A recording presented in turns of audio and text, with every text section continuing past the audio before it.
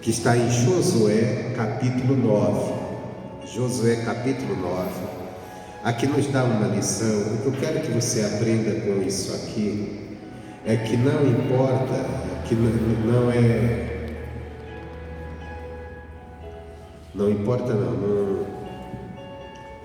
não só devemos estar no meio do povo de Deus, mas sermos o povo da promessa de Deus. Porque às vezes a pessoa só está fazendo parte de um grupo, ou está habitando no meio de um grupo, mas não está fazendo parte da promessa. Nós não temos que estar só na igreja, nós temos que estar na palavra de Deus. Nós temos que estar dentro daquela promessa de Deus para vivermos as bênçãos de Deus e não sermos apenas um grupo de pessoas no meio do povo de Deus, mas sem direito às bênçãos. Nós vamos ver nessa leitura o que aconteceu aqui com uma nação chamada nação de Gibeão, os gibeonitas. Capítulo 9, Israel estava entrando ali na terra prometida. Aquela terra Deus tinha dado para eles, promessa de Deus para eles, e a ordem era que eles expulsassem todos os moradores dali, ou melhor, destruíssem mesmo. E havia um povo que já estava ali, os gibeonitas, e eles procuraram se manter ali firme no meio do povo de Deus, só que não sendo o povo de Deus que a promessa Deus tinha feito ao seu povo, o povo de Israel. Capítulo 9, versículo 1 em diante. Nós vamos ler aqui bastante versículos, mas para a gente entender essa história e dentro dela uma lição. Diz assim: e sucedeu que, ouvindo isto, todos os reis que estavam aquém do Jordão, nas montanhas e nas campinas, em toda a costa do grande mar e em frente do Líbano, os heteus, os amorreus, os cananeus, os fariseus, os aveus e os jebuseus, se ajuntaram eles em comum acordo para pelejar contra Josué e contra Israel. Então nós vemos aqui que quando Josué ele começou ali a entrar na terra prometida, ele teve duas primeiras batalhas, uma contra a cidade de Jericó e outra contra a cidade de Ai, e ele teve vitória sobre as duas. E as pessoas, as outras nações ao redor que ouviram aquilo, se reuniram em comum acordo para ir contra Josué. Aí diz assim: e os moradores de Gibeão, ouvindo que Josué fizera com Jericó e com Ai, usaram de astúcia e foram e se fingiram embaixadores, e levando os sacos velhos sobre os seus jumentos e odres de vinhos velhos e rotos e remendados, e nos seus pés sapatos velhos e remendados, e roupas velhas sobre si, e todo o pão que trazia para o caminho era seco e bolorento. E vieram a Josué ao arraial, a Gilgal, e disseram a ele e aos homens de Israel: viemos de uma terra distante, fazei pois agora acordo conosco. E os homens de Israel responderam aos heveus: talvez habitais no meio de nós, como pois faremos acordo convosco? Então disseram a Josué: nós somos teus servos. E disse-lhe Josué: quem sois vós e de onde vindes?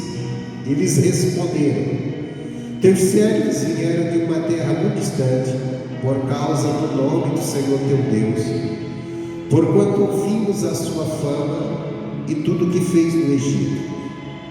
E tudo quanto fez os 2 reis dos amorreus, que estava além do Jordão, a Seom, rei de Esbom, a Og, rei de Bazã, que estava em Astarote. Por isso nossos anciões e todos os moradores de nossa terra nos falaram, dizendo: tomai em vossas mãos provisão para o caminho. Ide-lhes ao encontro e dizei-lhes: nós somos vossos servos. Fazeis, pois, acordo conosco. E este pão tomamos quente nas nossas casas para a nossa provisão, no dia em que saímos para vir a vós, e ele aqui agora, já seco e bolorento. E estes odres que enchemos de vinho eram novos, e eles aqui já rotos. Estas nossas roupas, nossos sapatos já se têm envelhecido por causa de um longo caminho. Bom, vamos dar uma parada aqui para a gente entender. Então Deus tinha dado a Israel a ordem, primeiro a promessa que eles iriam herdar toda aquela terra, mas aquela terra tinha povo, e Deus disse: vocês vão tirar aquele povo de lá, vocês vão guerrear contra eles, vão acabar e afastar aquele povo. Aí venceram a primeira, a segunda cidade, e agora todo mundo se reuniu para vir contra Israel.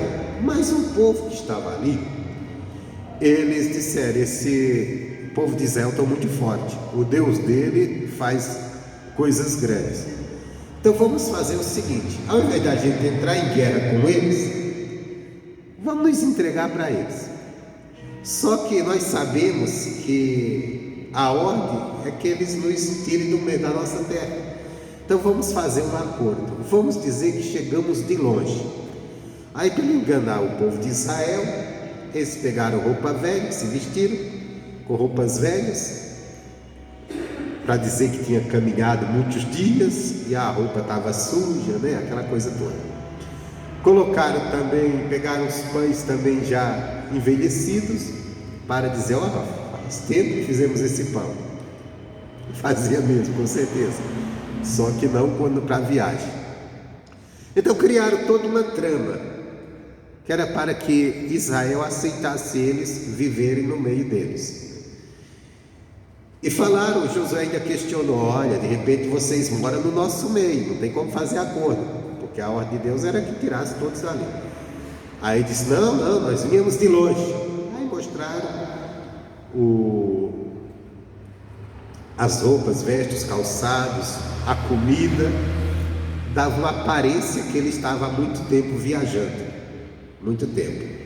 Israel acabou acreditando nisso. No versículo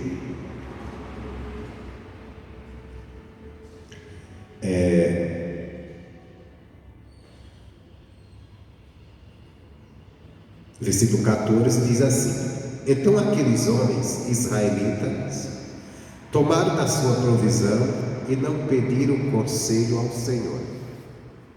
Quer dizer, aceitaram o que eles disseram. Aqui teve um erro de Israel, né? Isso é uma lição para nós hoje.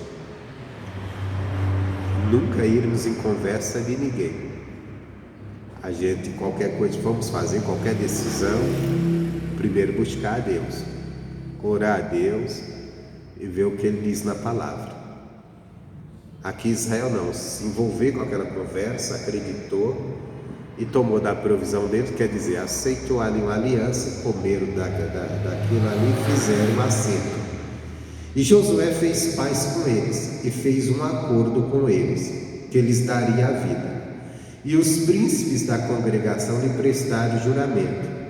E sucedeu que ao fim de 3 dias, depois de fazer acordo com eles, ouviram que eram seus vizinhos e que morava no meio deles. Aí complicou. Aí 3 dias depois eles disseram: não, mas aquele povo, eles moram aqui mesmo, eles são daqui mesmo. Eles não vieram de longe. Só que aí eles tinham feito paz e tinham feito juramento. E quando os israelitas faziam um juramento, ele não quebrava, porque o juramento ele fazia diante de Deus. Então, se ele quebrasse, ele estaria aqui. Se eu não estou enganado, depois, lá na frente, o rei Saul, ele acaba perseguindo esse povo, e por causa disso vem um castigo da parte de Deus sobre Israel lá na frente, já com Davi no comando. E Davi tem que, vamos dizer assim, tem que consertar aquele erro de Saul, porque por causa desse juramento não poderiam fazer mal nenhum a esse povo. Mesmo contra a vontade, eles tinham que ficar habitando. No versículo 16 diz assim, o versículo 17: porque partindo os filhos de Israel chegaram à cidade deles ao terceiro dia, e a sua cidade era Gibeão, Sefira, Berote e Quiriate-Jearim. E os filhos de Israel não os feriram, porquanto os príncipes da congregação lhe juraram pelo Senhor Deus de Israel. Por isso toda a congregação murmurava contra os príncipes, quer dizer, contra os cabeças de Israel. Quer dizer, 3 dias Israel se levantou novamente para guerrear, e foi, que era para tirar os moradores como Deus mandou. Só que quando chegou lá, quem encontra a primeira cidade? Eles, aquele povo. Aí o povo, espera aí, eles moram aqui, mas não podemos de forma alguma feri-los, por quê? Juramos a eles que não mataríamos, que não entraríamos em guerra com eles, que eles iam viver em paz com ele. E se quebrasse o juramento, estava pecando contra Deus, porque eles juravam em nome do Senhor. Aí o povo ficou revoltado contra os cabeças, os príncipes. Príncipes eram as pessoas que tinham o comando do povo, aqueles cabeças, aqueles que mandavam no povo. Hoje, quando se fala a palavra príncipe, a gente entende que um príncipe é um filho de um rei, de uma linhagem real. Mas quando nós olhamos aqui, Israel tinha acabado de sair do cativeiro, ainda não existia rei sobre Israel, porque aqui ainda quem estava comandando era Josué, que estava sucedendo Moisés. Então se chamava de príncipe porque era aquelas pessoas que estavam no comando. Era 12 tribos, então cada tribo tinha alguém que estava comandando, que estava à frente. Geralmente eram as pessoas mais velhas, aqueles patriarcas, e trata eles como príncipes. Então o povo se revoltou contra eles, porque disse assim, eram eles que tomavam as decisões, e junto com Josué foram eles que tomaram a decisão de fazer paz com aquele povo. Então o restante do povo ficou bravo com isso. Aí diz assim, os filhos de Israel não os feriram, porquanto os príncipes da congregação lhe juraram pelo Senhor Deus de Israel. Por isso toda a congregação murmurava contra os príncipes. Então todos os príncipes disseram a toda a congregação: nós juramos pelo Senhor nosso Deus, pelo Senhor Deus de Israel, pelo que não lhes podemos tocar.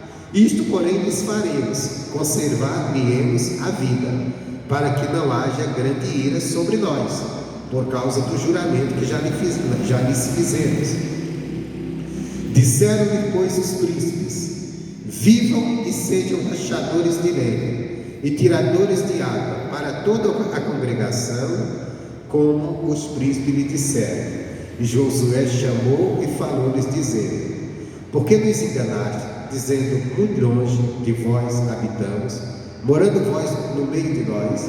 Agora, pois, sereis malditos dentre vós, não deixará de haver servos, nem rachadores de lenha, nem tiradores de água para a casa do meu Deus. Então responderam a Josué e disseram: porquanto com certeza foi anunciado aos teus servos que o Senhor teu Deus ordenou a Moisés, o seu servo, que a vós daria toda esta terra e destruiria todos os moradores da terra diante de vós, tememos muito por nossa vida por causa de vós, por isso fizemos assim, e eis que agora estamos na tua mão, faze-nos aquilo que te pareça bom e reto. Assim, pois, lhe fez e livrou das mãos dos filhos de Israel, e não os mataram. E naquele dia Josué os fez rachadores de lenha e tiradores de água para a congregação e para o altar do Senhor, até o dia de hoje, no lugar que ele escolhesse. Irmãos, essa palavra, eu aprendi uma coisa aqui, e é o que eu quero passar para hoje, que fique de lição para nós.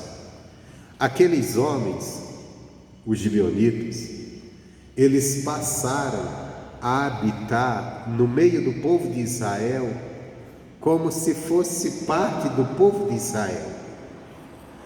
E aquele povo, eles passaram até a servir ao templo.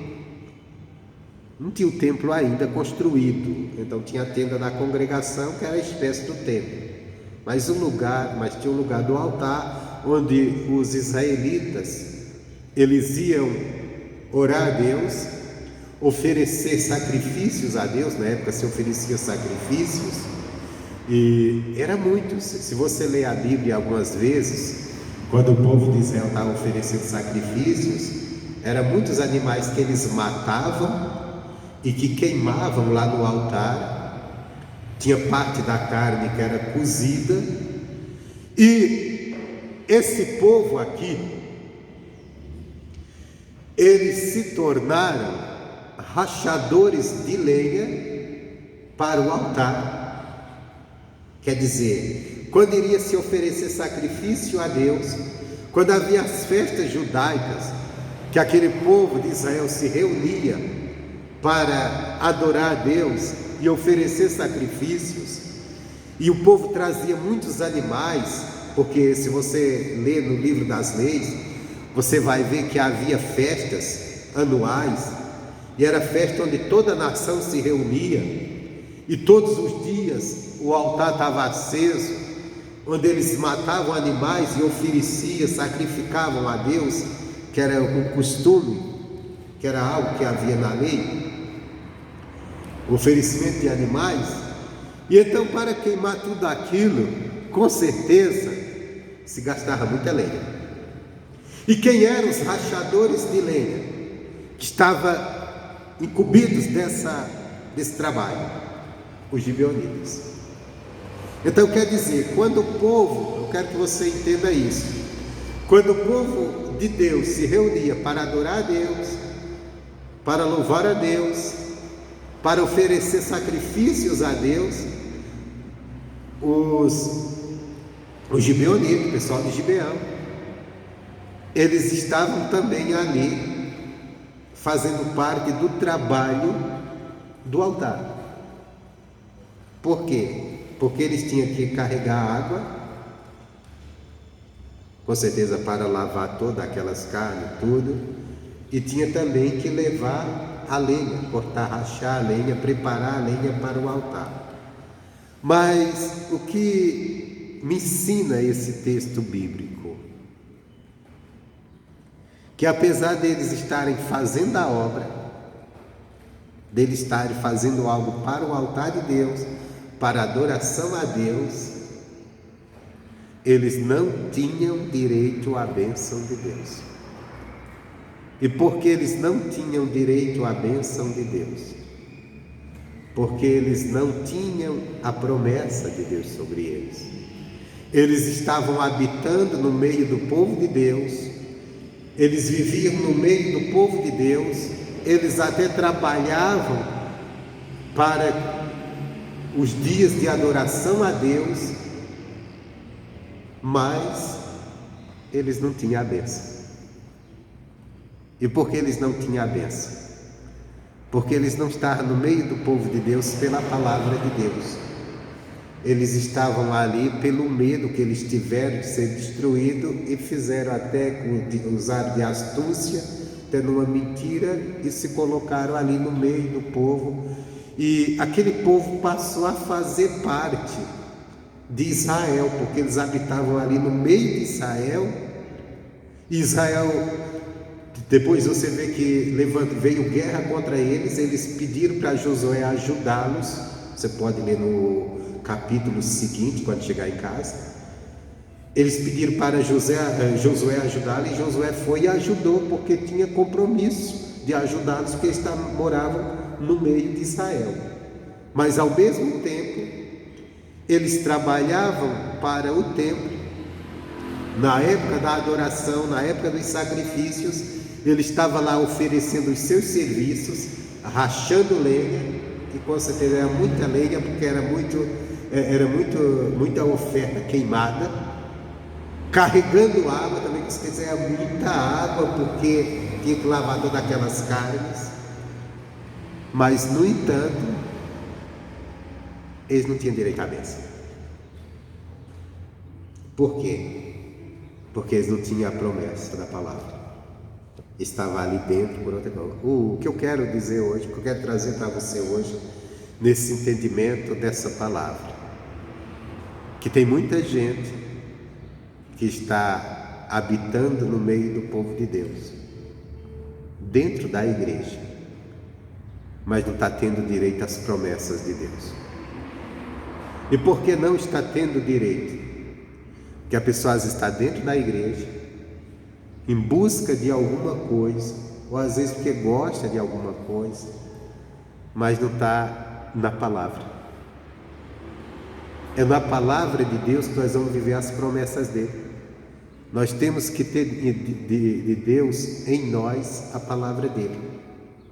Nós não podemos, não é porque fazemos parte de uma denominação, de uma igreja, que nós temos direito à bênção de Deus.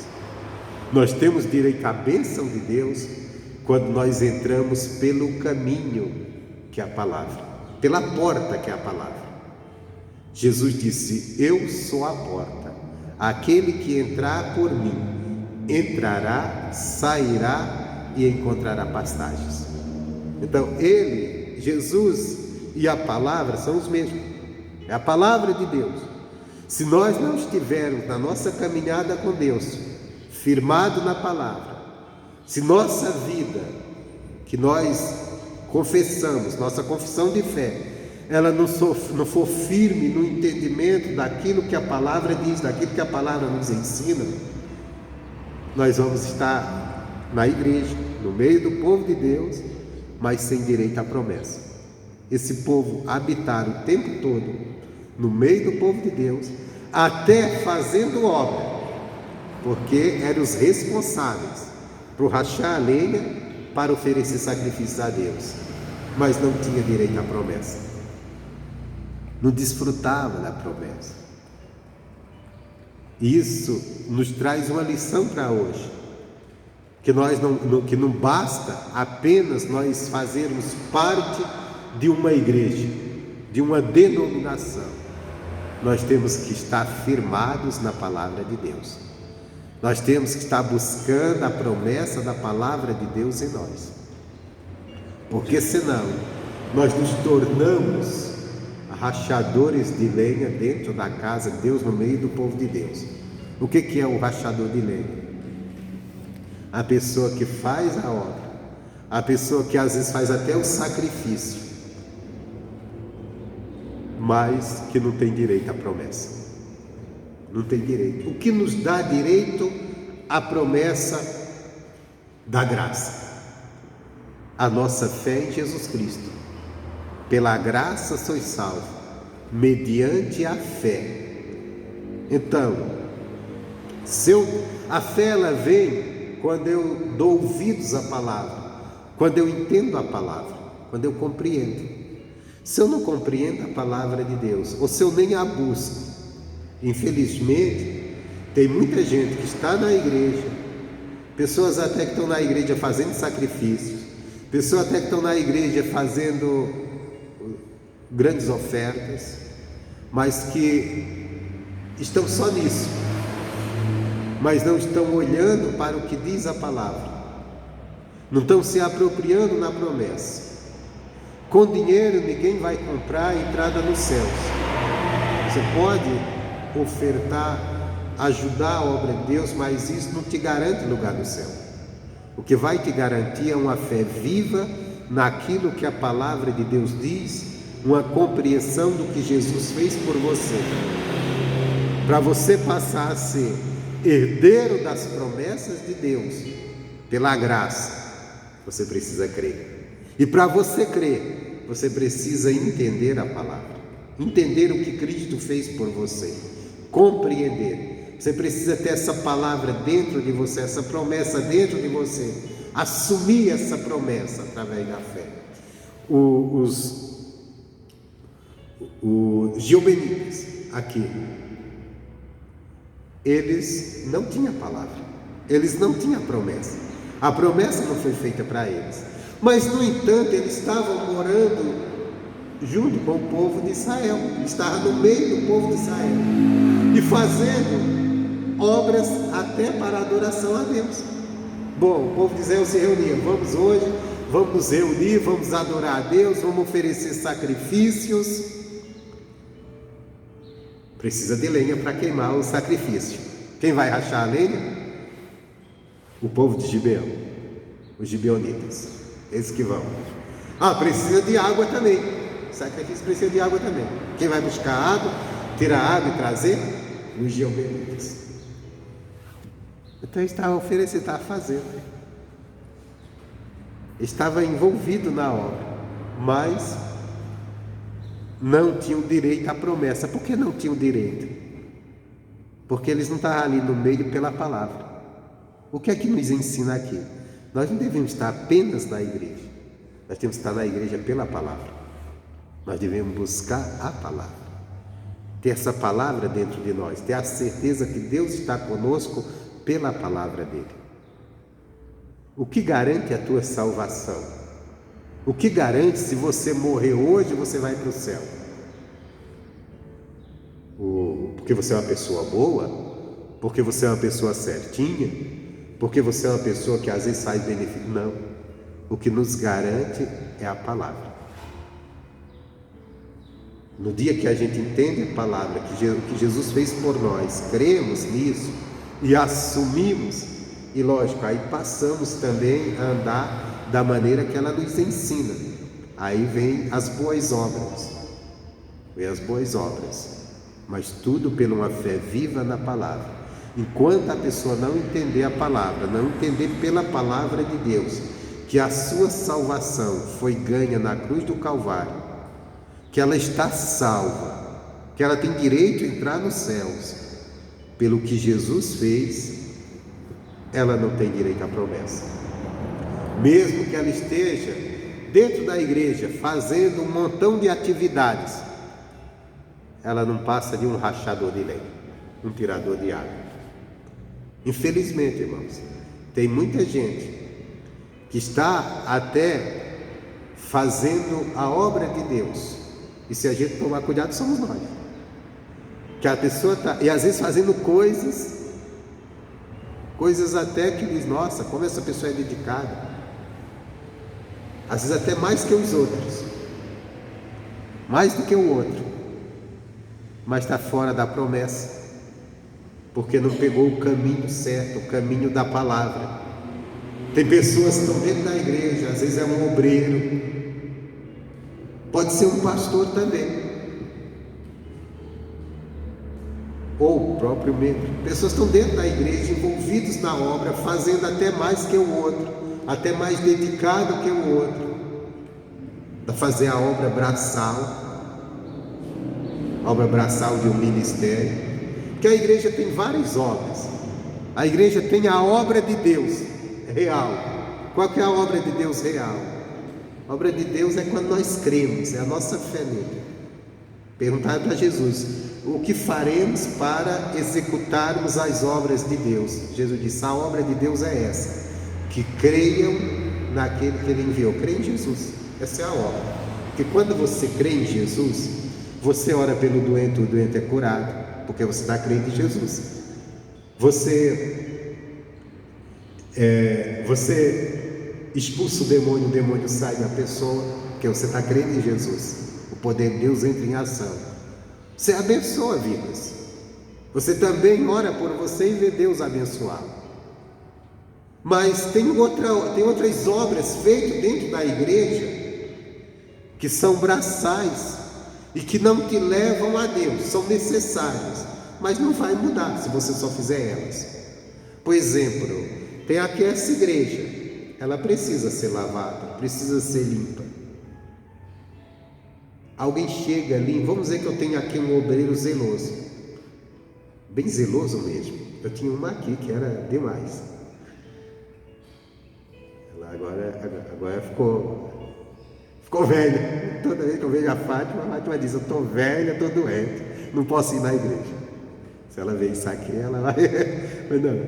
Mas é a zelosa, nunca vi uma pessoa tão zelosa. Duvidava a Fátima entrar aqui para não correr naqueles banheiros lá atrás, ver se tinha alguma coisa suja e já arrumar tudo direitinho. Era um zelo tremendo. Mas o que eu quero dizer, a pessoa pode ser muito zeloso, não é o caso dela, estou dizendo. A pessoa pode ser muito zeloso, pode ser muito dedicado, chegar na igreja, ter aquele zelo, cuida de tudo, mas isso não vai levar ela para o céu. É uma coisa boa, tem que fazer, e é bom quando a gente tem alguém assim, mas não vai. O que vai nos levar para o céu, e você diz: eu estou fazendo a obra de Deus, então tipo assim, eu tenho direito, mas não dá direito. Eu estou aqui pregando, eu posso ter o maior zelo de ficar aqui preparando mensagem, estar aqui com você pregando, depois atender vocês um por um, ajudar. Isso não vai me levar para o céu. É necessário fazer essa obra? É. A obra que me leva para o céu é a minha fé. A obra que te leva para o céu é a tua fé na palavra. É quando você entende a palavra, entende que Jesus, você entende, não é a obra que você faz, é a que Cristo fez por você. A que Ele fez por você que te salva, quando você entende, quando você crê, quando você compreende. E quando você compreende, aí você entende também que você tem que ser uma pessoa de boas obras, porque o teu Senhor que te salvou, Ele foi de boas obras. A Bíblia diz que Jesus, Ele foi ungido por Deus, com Espírito Santo e com poder, e andou por todos os lugares, fazendo bem, curando todos os oprimidos do diabo. Então, se você crê em Jesus, você começa também: eu quero fazer o que Ele fez, fazer o bem. Aí você faz bem, só que sabendo que não é o bem que te faz que te salva, mas é que Jesus te salvou, que a palavra de Deus te garante a salvação, e como salvo, aí você também se porta como tal. Eu sempre digo, as boas obras, elas não salvam, mas elas fazem parte da vida de um salvo. Elas fazem parte da vida de um salvo. Outro dia até eu falei isso aqui. Nós já fomos santificados em Cristo Jesus. Você já é uma pessoa santa, porque Jesus já te santificou. Agora, o ato de andar em santidade é o ato de você crer nisso, compreender. Porque se você entende, Jesus me salvou, então para que eu vou me chafurdar no pecado? Para que eu vou me chafurdar nele, se eu já fui salvo, se eu já fui santificado? Não, espera aí, isso aqui que eu estou querendo fazer, isso aqui é atitude de pecador, mas eu já sou santo, então não tenho que estar nisso aqui. E aí a gente às vezes tem que lutar contra a nossa carne, porque a nossa carne é complicada. A nossa carne é complicada, nos leva a fazer aquilo que não é permitido, aquilo que não deve mais estar na nossa vida. E lógico, nós nunca devemos ceder ao pecado. Mas se a pessoa cedeu uma tentação ou está tendo dificuldades, ela tem que se colocar diante de Deus, em oração. E também não deixar que o diabo venha condená-la, porque às vezes o cristão tem essa coisa. Ele agiu, ele ainda tem uma fraqueza, e ele cai naquela fraqueza, uma vez por outra se vê caindo, aí ele se coloca de uma forma indigna. Não, se eu cair, eu vou chegar diante de Deus, olha, me perdoa e me ajuda. Davi, ele caiu num pecado muito grande, que foi o de adultério, e mandar ainda o homem para ser morto E a morte foi colocada na conta dele por Deus. Então foi como se tivesse matado aquele homem. Mas quando ele cai em si, o que ele faz? Assim, ele faz uma oração. Ele percebe: Deus, meu coração não está limpo, fez com que eu caísse nisso aqui. Então cria em mim um coração puro. Ele entrou em oração. Isso aqui é bom, irmão, porque às vezes tem pessoas que estão na igreja, só que ainda tem uma tentação da carne que está derrubando a pessoa. E a pessoa começa a se sentir muito indigna. Só que ela entende: não, Jesus lá na cruz me santificou, me salvou. Eu não vou aceitar, eu não quero viver isso aqui. Só que eu não estou conseguindo, então eu tenho que buscar ajuda em quem? Em Deus. Deus me ajuda, me fortalece aqui, me purifica. Eu não quero isso não. Eu não quero isso para mim. Mas também não vou deixar que o diabo me condene. Não, você não é Deus não, olha o que você fez. Ó, você caiu e saiu de novo. Você está nas minhas mãos. Estou nas mãos de Deus. Só que eu errei. Mas o meu Deus que pediu para mim perdoar uma pessoa 70 vezes 7 por dia, será que Ele também não vai me perdoar agora? Quando eu clamar de coração, lógico, não podemos tomar base nisso para vivermos no pecado. Mas às vezes tem pessoas que estão debaixo ainda de forte tentação, e às vezes é uma tentação, a pessoa não está conseguindo lidar. Primeiro, se colocar diante de Deus. A pessoa tem que se colocar em jejum, em oração, busca na palavra. Mas não vou ficar nisso aqui não. Mas Deus, eu sozinho não consigo também não, o Senhor me ajuda. E não vou deixar, porque o diabo pode pegar a oportunidade, às vezes de uma falha, de uma fraqueza de uma pessoa, e querer condenar ela como se ela ainda não é salva. Nós não podemos cair nesse erro, porque nossa salvação aconteceu na cruz do Calvário. Nós temos que assumir. E o que está de errado em nós, a gente crê: não, isso aqui, Jesus, o Senhor vai me libertar, me ajuda. Não me deixa ficar preso em nada não. Porque eu não estou conseguindo me ajudar aqui. Porque eu quero andar como eu sou hoje. O Senhor me salvou, então eu quero andar na prática da santidade. Amém, Jesus?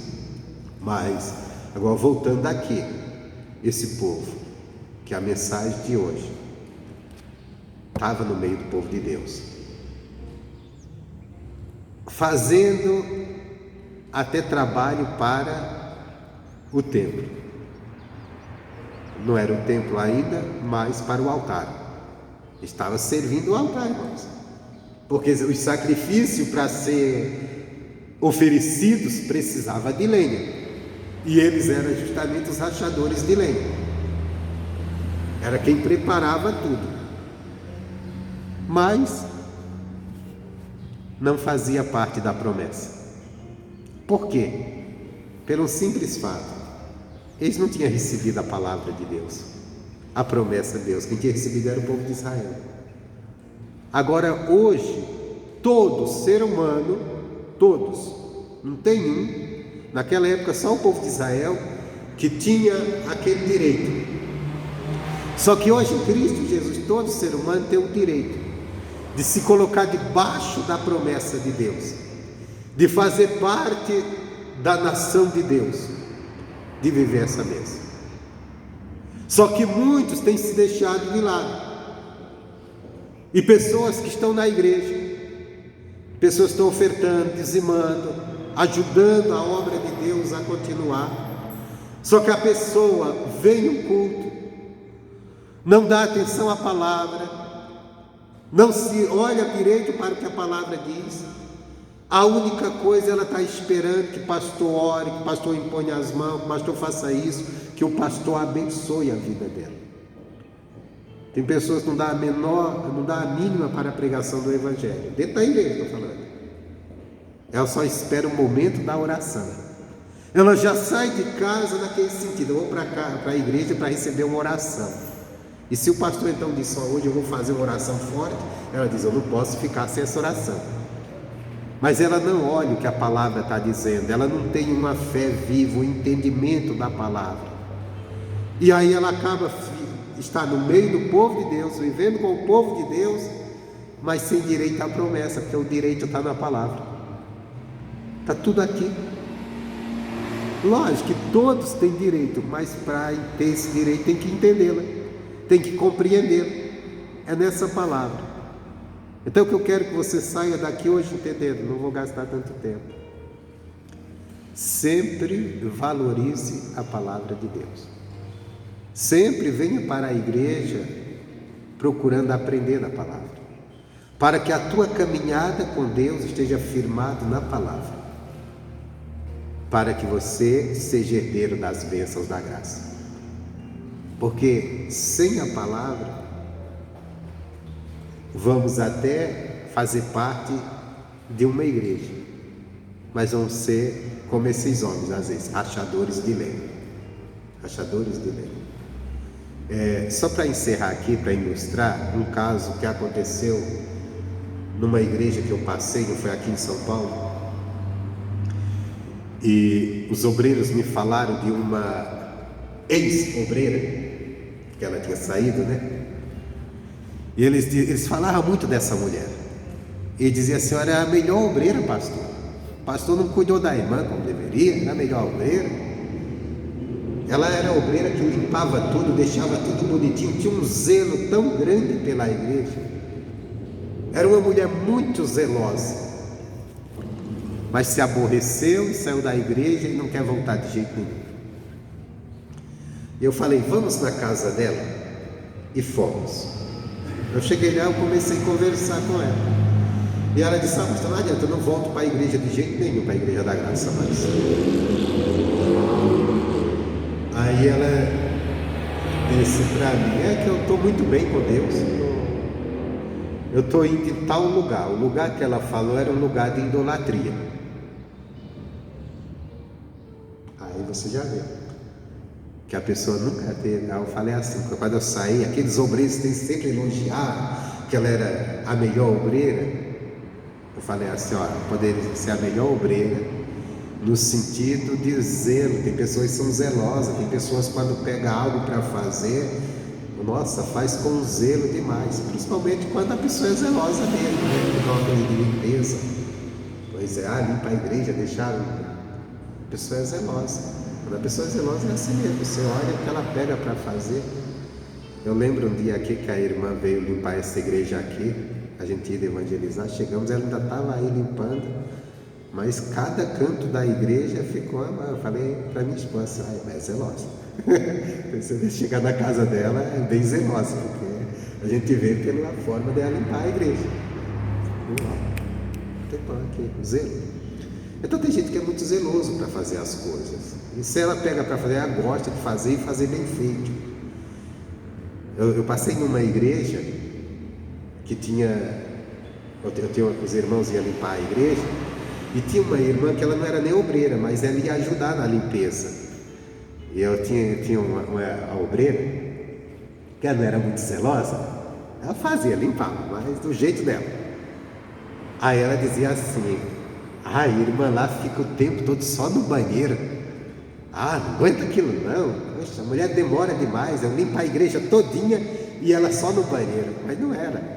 É que ela limpava de qualquer jeito. Então rapidinho ela terminava. E a outra com zelo, tirando cada sujeirinha, cada coisa tinha uma manchinha no azulejo, ela limpava tudo. É zelo. É zelo. Então tem gente que é muito zeloso no que faz. Mas o que eu quero dizer, a pessoa pode ser muito zeloso, de chegar, pegar nessa igreja, não vou cuidar e cuidar bonito, deixa bem limpo. Mas isso não quer dizer que a pessoa vai herdar a bênção de Deus. A bênção de Deus vamos herdar pela palavra, pela fé na palavra, pelo que entendemos, compreendemos na palavra, ela que nos salva.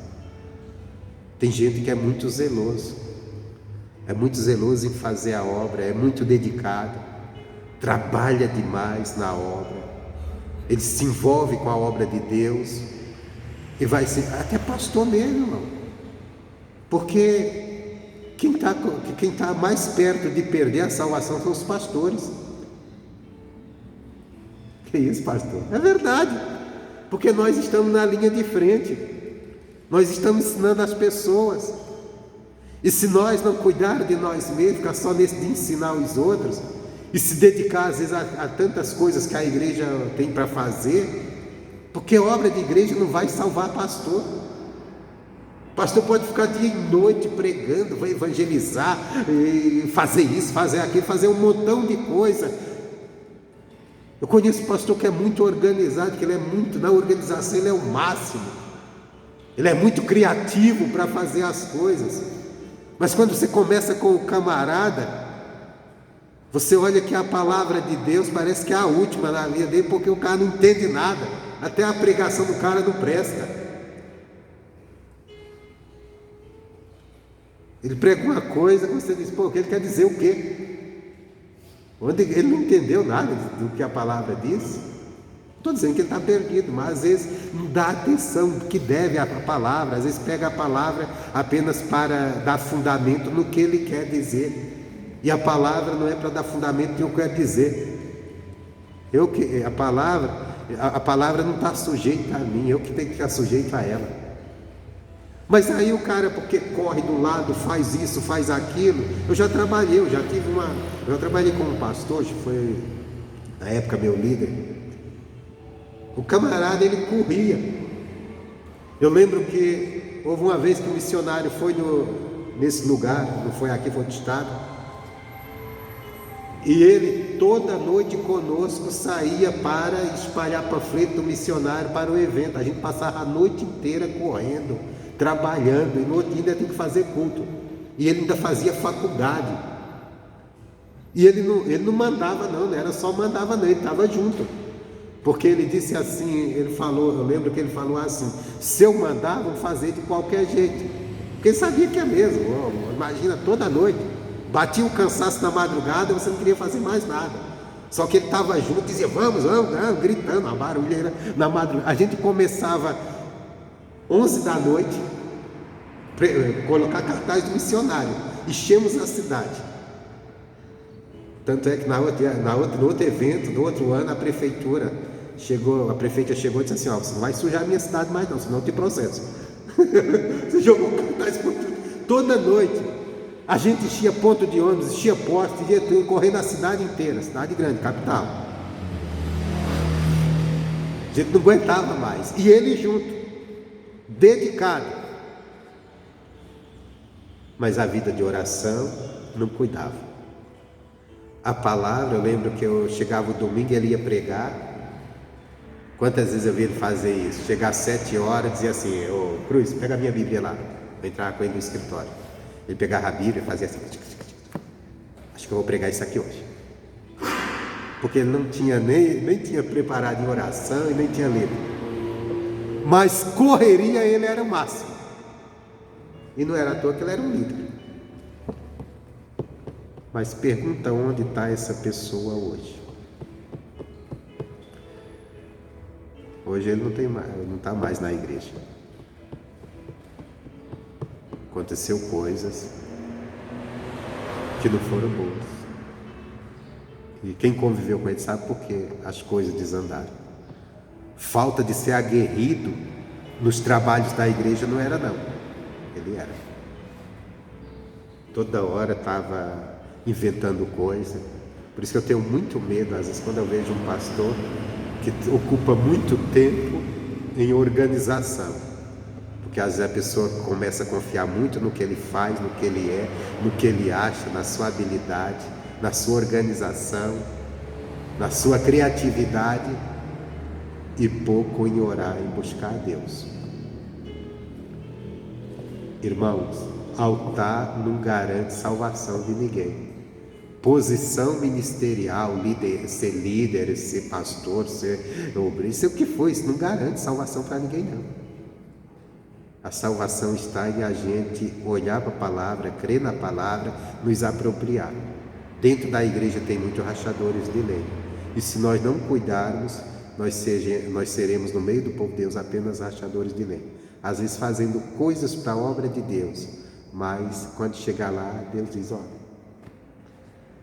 você não tem nada comigo, só teve correria, só fez coisa que não te leva. Nós pegamos o exemplo das irmãs lá, Marta e Maria.